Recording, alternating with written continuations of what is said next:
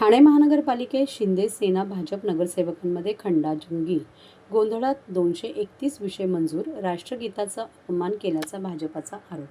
ठाणे महापालिकेच्या शुक्रवारी झालेल्या चौथ्या सर्वसाधारण सभेतही सत्तेवर असलेले शिंदेच्या शिवसेना आणि भाजपचे नगरसेवक पुन्हा एकदा सभागृहात आमनेसामने येऊन त्यांच्यात खडाजंगी झाल्याचे चित्र दिसून आले.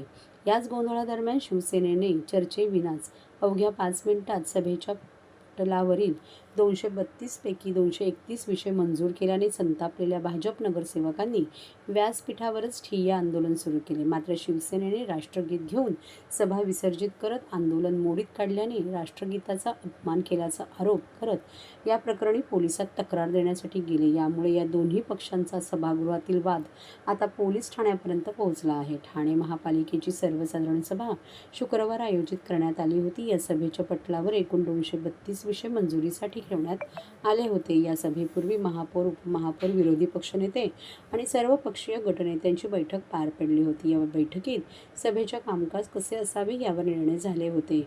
विषयपत्रिका आणि त्यानंतर लक्षवेधी आणि प्रश्नोत्तरे असे क्रम असतानाही सुरुवातीला लक्षवेधी घेण्यात आल्यामुळे भाजपने विषयपत्रिकेआधी प्रश्नोत्तर घेण्याचा आग्रह धरला, तर शिंदेच्या शिवसेनेच्या नगरसेवकांनी विषयपत्रिका घेण्याचा आग्रह धरला. याच कारणावरून दोन्ही पक्षांच्या नगरसेवक आमनेसामने येऊन त्यांच्यात खडाजंगी झाली.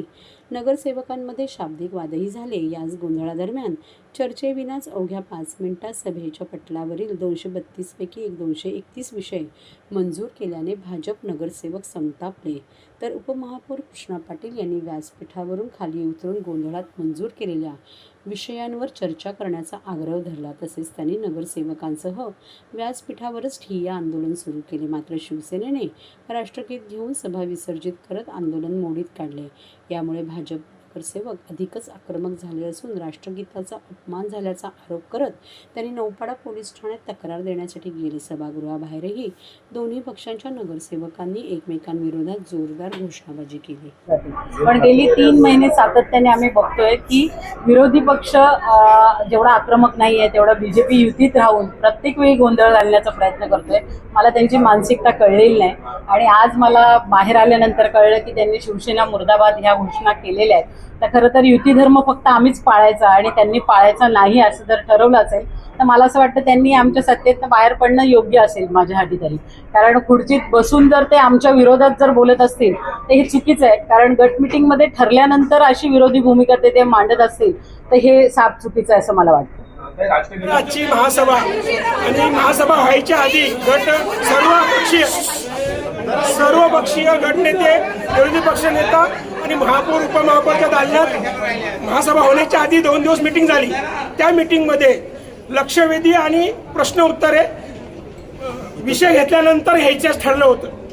ते न करता त्यांनी पूर्ण लक्षवेधी सुरुवात चालू केली. मग लक्षवेधी घेतल्यानंतर आमच्या सदस्यांना प्रश्न उत्तरे जे होते त्यांनी प्रश्न उत्तरं घ्या असं म्हटलं. त्यांनी सुरुवातीला ठरवलं लक्षवेधी आणि प्रश्न उत्तरे विषयपत्रिका झाल्यानंतर घ्यायचं, पण त्यांनी ते न घेता लक्षवेधी पहिली घेतली आणि विषयपत्रिका नंतर टाकले त्यांनी प्रश्न उत्तरे आणि विषयपत्रिका घ्या म्हणून. आमचा त्याला कुठलाही विरोध नाही. आमचा विरोध ह्या गोष्टीला आहे की विषय प्रश्न उत्तरेचं सुद्धा तुम्ही नंतर घेत असाल आणि लक्षवेधी पण नंतर घ्यायचं ठरलं असताना तुम्ही चुकीचं का करताय, ह्या गोष्टीला आमचा विरोध होता. त्या विरोध झाल्यानंतर तरी आम्ही लक्षवेधी चालू दिली. 4-5 तास लक्षवेधी चालली.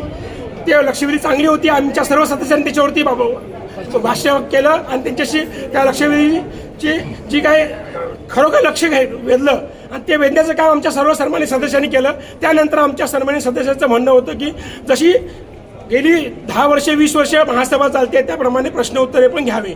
पण त्यांनी ते प्रश्न उत्तर न घेता विषयपत्रिका चालू केली. विषयपत्रिका चालू करतेवेळी त्यांनी विषय 5 मिनिटांमध्ये सर्व विषय मंजूर केले. आमचं म्हणणं सभागृहाला किंवा सन्माननीय मित्रपक्ष शिवसेनेला होतं की विषयपत्रिकेवर संपूर्ण सदस्यांना त्यांच्या विषय मांडायला, चर्चा करायला वेळ द्यावा.